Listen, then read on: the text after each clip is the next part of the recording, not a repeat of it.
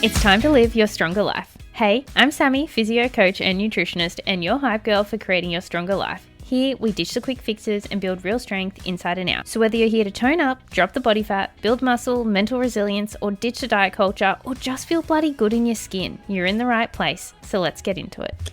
Have you ever finished a training session and immediately started panicking about getting your protein in? Like you're racing the clock, gym bag on your shoulder, keys are in hands, and you're like, I need my protein shake. I need it now. The anabolic window is closing. Or maybe you've skipped a meal before training and you spent the whole session convinced that you were going to pass out, or worse, lose all your muscle. And the fitness world has done a really good job of making workout nutrition feel incredibly complicated and incredibly urgent. And most of it is genuinely overcomplicated.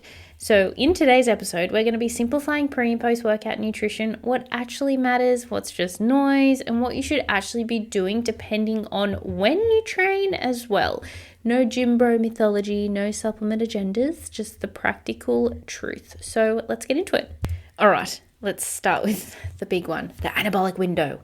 You've probably heard of it. The idea that there's this narrow window, they usually say 30 minutes after training, where you must absolutely consume protein and carbohydrates or else you'll lose all your muscle and that whole workout was wasted or something catastrophic. You know the word I'm trying to say, ladies. That happens. It's the end of the world. And this idea got huge in the bodybuilding and supplement world, and conveniently it has also sold a lot of protein shakes. So here's what the research actually shows. Yes, muscle protein synthesis is elevated after training. Your muscles are primed and ready to use those nutrients. That part is very real. So yes, it can be very beneficial to prioritize your post-workout nutrition. It's going to help support that muscle protein synthesis process and also refuel depleted carbohydrate stores to help you start the recovery process. But the window isn't just like a 30-minute tight little window. It's more like a garage door. Studies show that muscle protein synthesis remains elevated for several hours post-training, not minutes, which means if you finish your session and you can't eat for another hour, yes, it's not ideal, but you haven't missed anything. The world is not going to end. Your body is still in a prime state. It's still going to use what you give with it. So the urgency that's been sold to you around this is largely a myth. So what does that timing mean? Does it actually matter? Well, it does, but it doesn't. Let's not major in the minors. And realistically, most people are going to start eating a meal reasonably soon after a training session, just based on if you're eating consistent meals, you're going to eat a meal reasonably soon after. And yes, it is a really good idea to refuel your body because you've just depleted it. So we want to start that recovery process. But it's not like you have to have a protein shake. Like when women say to me, oh yeah, I have protein powder, but I only have it after my training session. I'm like, that's okay, but you just have to focus on hitting your protein all day long. It's not just like I just worked out, so I have to have a protein shake. It's like I worked out. I need to keep fueling my body the same as I fuel my body every other day. Your nutrition doesn't really need to change whether it's a training day or a not training day when it comes to hitting your protein goals. That should happen no matter what. So you shouldn't just have a protein shake because you just walked out the door of the gym. You should have a protein shake if it just helps you to hit your nutrition every single day. All right, but now let's rewind. Let's talk about eating before training. So the goal of a pre-workout meal or a snack is simple. You just want enough fuel in the tank to perform well, and that's it. You don't need some perfectly engineered meal with the exact macros and a specific timing protocol. You don't need to be starving and you don't need to be stuffed. You just want to have some energy available, and that's going to look different for everybody. Everyone has different personal preferences. For me, for example, I like to feel pretty reasonably full and ready to rock and roll, 1 to 2 meals before training for me personally. And I am a bit weird with what meals, I don't know how bodybuilders, I'm a bodybuilder. I don't know how bodybuilders eat chicken and rice and go train. If I eat chicken before I train, I feel like I'm going to throw up. I have very specific foods that I feel comfortable with, but that's me personally. Some people will only train in the afternoon after several meals. Some people do not like anything in their tummy and they like to feel really light in the tummy before they train. So they need to have something different as a pre-workout snack. So it's very different about everyone. So here's an example. If you train in the morning, this is where it does get a bit more nuanced because you've been fasting overnight. So if you do train first thing in the morning, I do recommend having something. It can be a full meal if you've got time, but for most people that isn't. And honestly, for most people, a short session in a fasted state is going to be reasonably okay. Your body has glycogen stored from the night before, as long as you had carbohydrates in your dinner. So you're not going to fall apart. But for most women, I actually still wouldn't recommend it. I still recommend a little bit of carbohydrates, and very important to focus on your hydration. So if you want to have something like a banana, rice cake with peanut butter, small amount of like easy digestible carbs, bit of cereal, some coconut water, or even a glass of juice, just a little bit of carbohydrates to give your body some quick energy, and also hydrate. That's the biggest thing. If you walk into that gym dehydrated, it's going to affect your performance more than if you skip out on carbohydrates. So something like coconut water, if you can't stomach anything in the morning, that would be absolutely phenomenal. If your session's like 30 minutes long, you can probably get away with even fasted if you absolutely had to and you're like, there's nothing, I can't do anything. But if you're going like 60 to 90 minutes, you need to be giving yourself some proper fuel. If you are training mid-morning, you've got some flexibility. A proper breakfast an hour or two before training is ideal, something with protein and carbs. Some women will like eggs on toast, yogurt and fruit and cereal, oats and a protein, like protein powder oats, like overnight wheat bix, anything like that. I love protein powder and cereal. And a bit of fruit on top personally. I'm a big fan. Or I like having rice cakes with peanut butter and banana. That's also another big favorite of mine. They're probably my two go-tos. Sometimes creamy rice with protein, but I like it a bit lighter, so I like the cereal instead, or rice cakes. And then if you train in the afternoon or evening, actually before I jump into that, I know another one.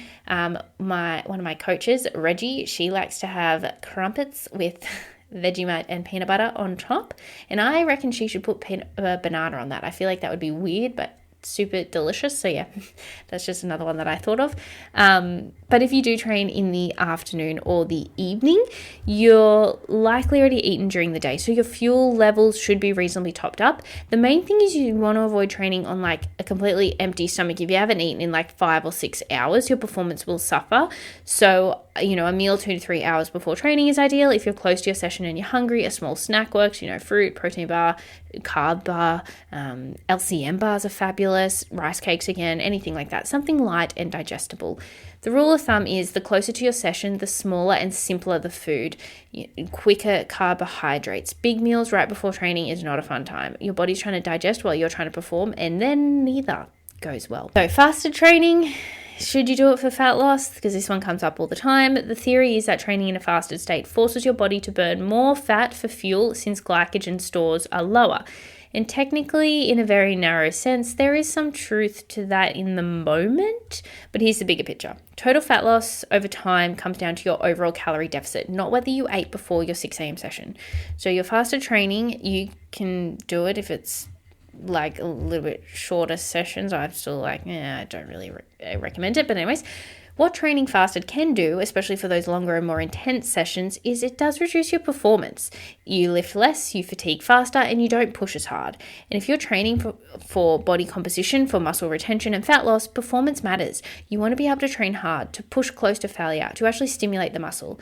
So if fasted training works for you and you feel fine, your performance doesn't suffer, you don't get lightheaded and dizzy, and you recover beautifully, you prefer it, well, great, keep doing it. Just make sure you're hydrated before you turn up to that session. But if you're dragging yourself through those sessions feeling flat and exhausted and you're not getting any stronger, it's not a strategy you should be doing. You should eat something, definitely. And it's not like you're not going to, yes, you'll technically burn body fat during that session, but overall in the day, like if you burn more body fat then, you're going to store it later on. It's about how the calorie balance is over the 24, 48, 72 hours, the week, the month. Like it's an ongoing thing. It's not like 24-hour window and then boom, that's your calorie deficit for the day. It's like an ongoing, consistent flow of in and out and in and out. And you just want to have that, you have a little bit more out than you have in over time. That's where you get the fat loss. It's not like 24 hours, boom, that's it for the day, clock in, clock out. It doesn't work like that. Okay, post-workout nutrition, what to prioritize. So you've trained, the session is done, now what? So your priorities are protein. Your muscles are broken down through training. Protein is what helps to rebuild them. This is where muscle is actually made in the recovery, not during the session itself. So you want to get a solid serving of protein in, anywhere from 20 to 30, even 40 grams of protein post-workout would be absolutely fabulous. In a meal, chicken and rice, protein shake if you need it, Greek yogurt, yogurt with some protein powder mixed in, eggs and egg whites, whatever, meat, anything like that. Whatever fits your life and your preferences. Does it need to be in that next 20 minutes? No, we already covered that, but within a couple of hours of finishing a session is a good target. And priority 2 that goes with your protein is your carbohydrates to replenish the glycogen stores in your muscles. That's going to then fuel that's what you've used as fuel during your training session. So we need to get those carbs in post-workout to help the recovery and sets you up better for your next session. That is a very, very important thing. It actually helps prepare you for your next session. This is especially relevant if you train multiple days in a row or you do higher volume training, especially if you do cardio like running and things like that as well. So think rice, potato, oats, fruit, whole carb sources that are going to refuel you properly. And then priority 3, just eat a real meal. For most people, a balanced meal within 2 hours of training covers everything you need post-workout. Protein plus carbs plus whatever veggies you're going for, done. The obsession with exact timing, exact ratios, intra-workout supplements, post-workout windows, all that jazz, for the vast majority of women training 3 to 5 times a week for body composition goals, none of that complexity is needed. Just now the basics, eat enough protein across the day, fuel your sessions. You can bias your carbohydrates pre and post sessions if you want and do less carbs and higher fat meals later in the day if that works well for you, and just recover with real food. And honestly, that covers 95% of what matters. And then this is the thing that matters more than everything I've talked about in this podcast. The pre-workout meals, the post-workout protein, the timing windows, all of that sits underneath something far more important. It's your total daily protein intake and your total daily calories and consistency. Consistently hitting those two things over days, weeks, and months. This is what drives body composition changes. Obsessing over whether you had that shake 20 minutes or 60 minutes post-session while your overall protein intake is consistent and your calories all over the place, you're focusing on the 5% while the 95% is on fire. So get your foundations right first, ladies. Total protein, total calories, and getting enough fiber, fruit and veg too, and hydration, and consistent training. And then once all of those are genuinely locked in, then you can start finessing the timing and the supplements and all those extra little icing on the top sort of things. But honestly, for most of us, the basics done consistently will take you much further than any perfectly timed nutrition protocol could ever do. So here's what I want you to walk away with today. Workout nutrition doesn't need to be complicated. You don't need to be racing to the shaker bottle the second your last rep is done. You don't need a perfectly planned pre-workout meal to have a great session. You don't need to stress about this at all. What you need is enough fuel to perform, enough protein to recover, and enough consistency across your whole day to actually make progress. Simple beats complicated every single time. So please stop letting the noise around timing and windows and protocols and all that nonsense that's on social media distract you from the stuff that actually moves the needle. Eat well, train hard, recover properly, and that is it. That will get you amazing results. So if you've been overcomplicating your workout nutrition, I hope this one gave you some breathing room.